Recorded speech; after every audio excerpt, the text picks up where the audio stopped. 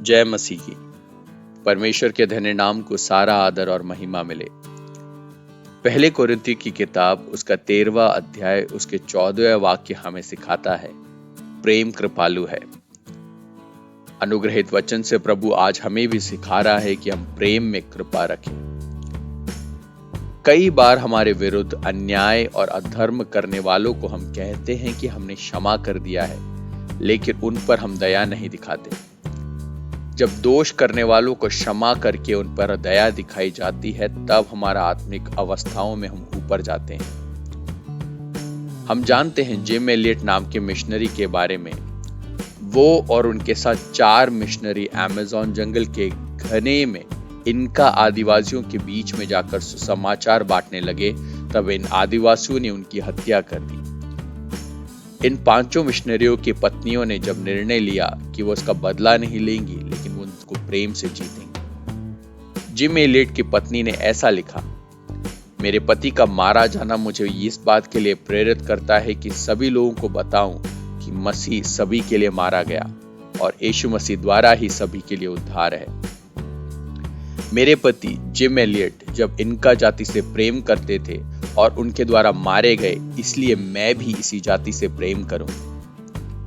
प्रिय भाई के दासों की मृत्यु के 3 साल के बाद ये प्रिय बहनें वापस उस स्थान में जाती है और प्रभु की सभा की स्थापना करते हैं। आगे की सेवकाई में इनका भाषा में पवित्र शास्त्र का अनुवाद किया जाता है और वे मसीह संदेश को बढ़ाने लगते हैं। कितना ही अच्छा उदाहरण है ये। इसी प्रकार से कई और उदाहरण है जहां पे क्रूरता के उत्तर में प्रेम दिखाया गया। हम जॉन परकिंस के जीवन को जांच कर देखें तो उन्होंने ब्लैक कम्युनिटी को समान अधिकार मिलने के लिए बहुत अधिक प्रयत्न किया। उनको और उनके साथियों को मिसिसिपी की जेल में बंद कर दिया गया था और बहुत अधिक पीड़नाएं दी गई थी। कई घंटों तक पुलिस वाले जो नशे में थे, उन्होंने उनको लातें मारी और कई प्रकार से मारा पीटा, इतना कि उनका लहू बहने लगा। करीब 2 साल के बाद उनके शरीर में एक सर्जरी हुई। इस समय में उन्होंने अपने पुराने कष्टों को याद करके एक किताब लिखना शुरू करा। उन्होंने ऐसा लिखा कि मैं उन अफसरों को पलट के बाद में मार सकता था, लेकिन अगर मैं पलटवार करता तो मसीही होने के बावजूद बाकियों से अलग नहीं गिना जाता।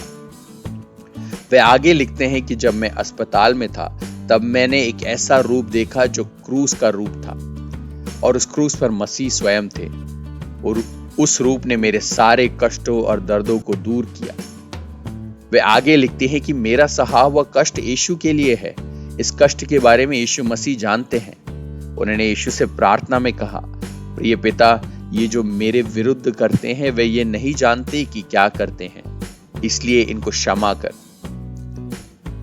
प्रियो, जॉन परकिंस ने जैसा किया और जिम एलियट और उन 4 मिशनरियों की पत्नियों ने जैसा किया, उसी प्रकार हम भी क्रूरता दिखाने वालों पर दया दिखाने वाले बने। पिछले दिनों में 84 साल के प्रभु के दास फादर स्टैन स्वामी का जीवन आप सभी को प्रेरित करने पाए। छत्तीसगढ़ में आदिवासियों के बीच में लंबे 40 साल उन्होंने सेवा करी। फादर स्टैन स्वामी पर बाद में गलत इल्जाम लगाकर कोर्ट में पेश किया गया, लेकिन उनके इल्जाम साबित होने से पहले ही फादर स्टैन स्वामी चल बसे।